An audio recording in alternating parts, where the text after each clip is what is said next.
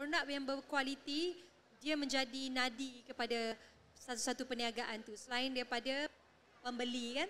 R&D yang kita buat memang mempunyai kos yang tinggi. Sebab produk saya bukan produk yang tukar packaging.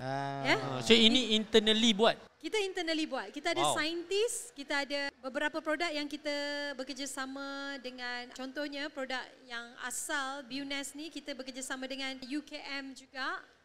Okey, BioEssence satu lagi. Dia adalah minuman botanical untuk dalaman wanita dan juga minuman kecantikan juga. Memang Datuk menjaga kualiti dari sudut apa saja yang dikeluarkan. Betul. Ini amalan saya ya, wanita-wanita semua. Kaum lelaki pun boleh ya. Kalau tanya apa rahsia kekal bertenaga. Ya, inilah dia. Ini antara yang membantu saya. Saya dah minum ni lama, dah lebih daripada 5 tahun. Daripada awal kita keluarkan, produk ni asal daripada dalam botol kaca tebal. Sebab ingredient dalam ni perlu dijaga kan. Sampailah kita buat formula kita tingkatkan lagi. Daripada ada collagen sampai tak ada collagen sebab orang sensitif dengan collagen kan. Yang ini tak ada collagen dan kita packagingkan dia dalam sachet yang mudah dibawa ke mana-mana.